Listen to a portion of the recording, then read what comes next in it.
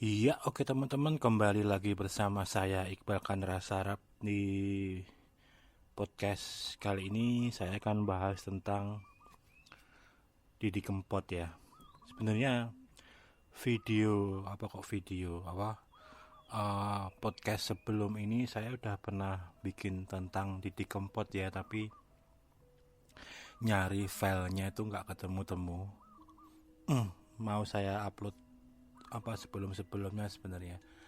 Tapi yang akan saya bahas di sini sebenarnya bukan tentang keadaan yang sekarang ya. Sebelumnya saya berbela sungkawa tentang kepergian Didi Kempot ini yang idola saya benar-benar dari kecil ya mungkin ya. Saya pertama kali beli VCD tahun 2000 atau 98 saya lupa. Itu CD yang pertama kali saya beli itu CD bacaan yang lagunya Didi Kempot. Sewu Kuto atau apa saya lupa. Pokoknya itulah. Dan ini sebenarnya yang mau saya bahas di sini bahwa Didi Kempot itu kalau ini sistem tentang tentang copyright dan mungkin hak intelektual dan lain-lain ini bisa berjalan.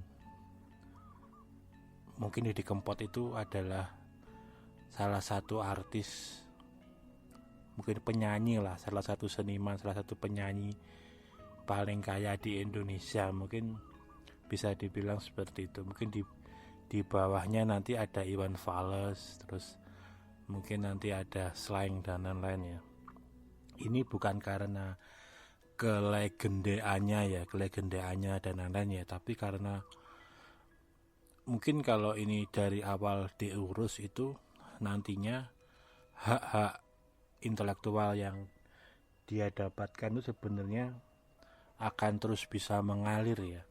Kalau seperti kita tahu bahwa Michael Jackson dan Bob Marley itu masih menjadi salah satu musisi yang paling banyak pendapatannya dari copyright ya, dari hak cipta dan lain-lain sampai saat ini ya, walaupun mereka sudah nggak ada itu loh. Bob Marley udah berapa puluh tahun yang lalu nggak ada gitu loh. Nah ini sebenarnya yang perlu yang teman-teman kayak seniman seperti gitu-gitu harus tahu ya, perihal tentang apa sih yang dilakukan oleh musisi dan lain-lain tuh sebenarnya udah tak bahas di podcast sebelumnya tuh teman-teman. Kalau mau yang kayak gitu lihat channel YouTube-nya si Anji dan lain-lain, udah jelasin tentang masalah seperti itu ya, performance rate dan lain-lain lah, kurang lebih seperti itu.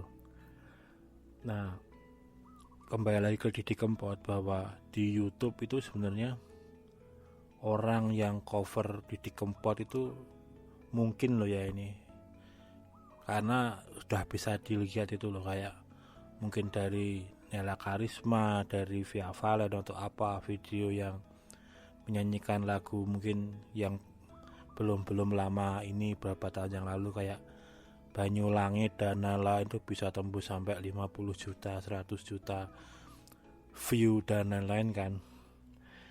Itu kalau kita lihat dari tahun YouTube pertama kali ada orang yang bisa dapat AdSense dari cuman re-upload CD bacaan, itu mungkin bisa ratusan miliar itu mungkin viewnya. Kalau kita total dari jarak yang sangat panjang ya, rentang waktu yang sangat panjang ya. Nah itu kan sebenarnya dengan segitu kan sebenarnya potensi yang didapatkan sebenarnya kalau memang mengurus dari awal tentang hal seperti itu sebenarnya bisa sangat-sangat besar ya. Makanya saya bilang bahwa Didi Kempot kalau di era digital ini, kalau mungkin saya nggak tahu ya, udah kalau lihat berita-berita yang kemarin kan dia sedang proses mengurus ya kayaknya tentang hak paten atau lagu atau hak cipta atau apalah itu Tapi udah proses jalan atau belum saya kurang tahu. Tapi kalau udah jalan ya mungkin ini bisa jadi kayak warisan anak cucu sampai ke belakang ya, karena ke depan ya, karena mungkin bisa berpuluh-puluh tahun sampai mungkin YouTube dan mungkin kayak Spotify apa channel-channel seperti itu mungkin akan tutup ya. Karena sekali lagi itu memang investasi seorang seniman itu kan sebenarnya di hak cipta yang mereka buat itu kan, dari apa yang udah mereka buat gitu loh. Nah sebenarnya yang patut disayangkan tuh ketika para musisi seperti itu, para musisi itu nggak mengurus itu gitu loh, legalisinya dan lain-lain lah, mendaftarkan itu dan lain-lain lah. Jadi ketika nanti itu diklaim orang lain dan lain-lain juga malah akhirnya cuman bisa sambat dan lain-lain itu. Tapi mungkin lah ini kayak mungkin jadi Kempot tuh udah bikin kaya orang banyak, kalau saya bisa bilang seperti itu ya, di dunia seni ini. Mungkin kalau bisa dibilang satu-satunya ya, kalau saya boleh bilang itu satu-satunya orang yang bisa bikin banyak orang kaya seniman itu ya, kalau penyanyi ya mungkin Didi Kempot ini ya. Sekarang dari rentang waktu mungkin 30 tahun inilah, mana sih kayak pantura, dangdut pantura atau apa itu yang gak menyanyikan satu lagu pun dari Didi Kempot? Pasti gak ada. Di YouTube sendiri berapa sih orang yang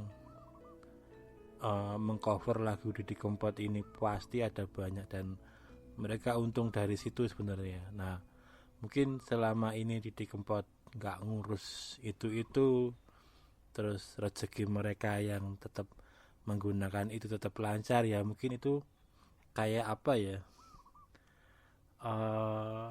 aliran rezeki yang pahala yang terus mengalir buat Didi Kempot itu, mungkin melancarkan semua apa-apa yang dia inginin gitu loh. Dan mungkin tahun kemarin kan benar-benar tahun dia ya, terutama ketika viral masalah Sobat Ambyar dan lain-lain itu kan benar-benar dia udah menasional secara online, viral setiap hari dan lain-lainnya. Walaupun dia emang udah legend dulu, tapi kan 2019 ini kan tahun dia lagi, dimana hampir semua orang, nggak cuman di Jawa aja, orang-orang yang bahasa Jawa aja atau apa yang membahas dia itu loh, bahkan di TV nasional dia muter ada terus dan lain-lain. Jadi mungkin emang tahunnya dia ya 2019 pertengahan kemarin ya, bisa dibilang ya. Ya tapi saya cukup lumayan terpukul sih hari ini, dimana Pak Didi Kempot ini udah meninggal. Dan gimana ya ibaratnya ya, kalau saya cuman kepikirannya kok kayak Mbah Surip gitu ibaratnya, ketika masa puncaknya malah seperti itu gitu loh, kecapean atau apa, kita kan juga nggak tahu lebih seperti itu, karena kan beritanya juga belum keluar sampai video ini saya buat ya, sampai podcast ini saya buat, berita tentang penyebabnya apa juga belum kita terima gitu loh. Tapi kayaknya valid tentang meninggalnya Pak Didi Kempot ini emang udah benar ya, ini bukan berita hoax. Ya semoga aja sih, kalau buat saya sih karya-karyanya bisa terus dinyanyikan oleh orang. Dan sebenarnya kan dia juga masih punya beberapa banyak lagu ya, kalau lihat wawancaranya itu yang memang belum dia rilis. Nah itu kalau pihak keluarganya bisa membuat itu menjadi sebuah lagu-lagu yang lain, mungkin lewat dek siapa itu saya lupa, yang apa namanya, yang